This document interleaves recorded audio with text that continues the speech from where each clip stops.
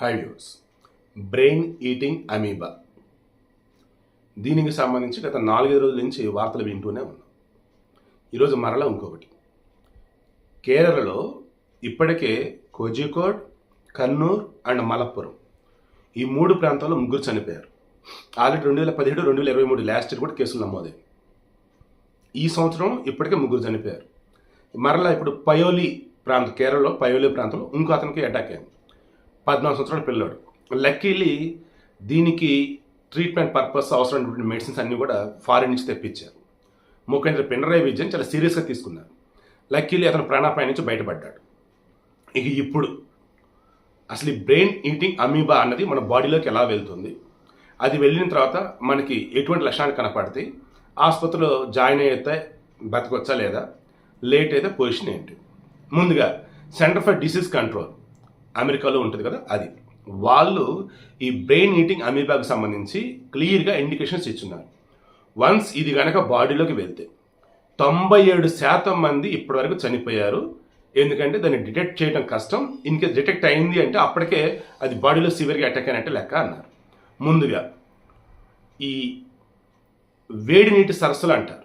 అంటే ఆ నీళ్ళు అనేవి ఏమంటే చల్లగా ఉండకుండా లైక్ సెమీ హాట్ వాటర్ అనే వేలో కొన్ని సరస్సులు లాంటివి ఉంటాయి, లేక్స్. అవి అక్కడ నీళ్ళు సరిగా ఉండవు, కొంచెం ఉంటాయి. సో అటువంటివి నీట్గా ఉండవు సరస్సులు కానీ, నదులు కానీ, కుంటలు కానీ, ఇటువంటివి. అవి ఈవెన్ బావుల్స్ అయితే ఇటువంటివి. అక్కడ నీరు దిగినప్పుడు అట్లో మీ ముక్కు ద్వారా ఆ అమీబా వెళ్తుంది, డైరెక్ట్గా బ్రెయిన్కి వెళ్ళిపోతుంది. ఒక 2 వారాల సమయం తీసుకునిద్ది. ఇక ఆలోపు మీకు నెమ్మదిగా స్టార్ట్ అయ్యేది. జ్వరం, తలనొప్పి, వికారం, వాంతులు, తల తిరగటం, తర్వాత మెడ దగ్గర నొప్పిలాగా రావటం, అక్కడ మీకు స్పర్శ కోల్పోవటం, మూర్ఛ, కొన్నిసార్లు ఫిట్స్, ఇవన్నీ కూడా సిమ్టమ్స్ అన్నట్టు. ఇమీడియట్గా ఆసుపత్రిలో అడ్మిట్ చేస్తే అప్పుడు దాని దగ్గర ట్రీట్మెంట్ కానీ చేయగలిగితే బయటపడే అవకాశం అయితే ఉండొచ్చు. కొన్ని సందర్భాల్లో ఇది అటాక్ అయిన తర్వాత కోమా కూడా వెళ్ళిపోతారు కొంతమంది పాపం. సో రాకుండా మరి ఏం చేయాలి ఏంటంటే, నీళ్ళల్లో ఈత కొడతాను కానీ మిగతా దూకేటప్పుడు తల కిందకు పెట్టి అలా దూకటాలు చేయకండి. దాని అలా దూకినప్పుడు డైరెక్ట్ కిందకి వెళ్ళిపోతారు, నీళ్ళు కింద నుంచి మీకు ఫోర్స్ మీద ముక్కులోకి వెళ్ళిపోతాయి. అండ్ ఎక్కువసేపు తల పెట్టి ఉండటాలు, తలని ఆడిస్తూ మురికి నీటిలోనో లేదంటే నీళ్ళు తక్కువ ఉన్న చోట చేయకండి. మెయిన్గా క్లోరినేషన్ కనుక చేస్తూ ఉంటే ఆ నీళ్ళల్లో, ఏది స్విమ్మింగ్ పూల్స్ కానీ, ఒకవేళ ఎక్కడైనా సరస్సు లాంటివి ఉన్నా, బావులు లాంటివి ఉన్నా, క్లోరినేషన్ కనుక చేస్తూ ఉంటే ఇది రాదు.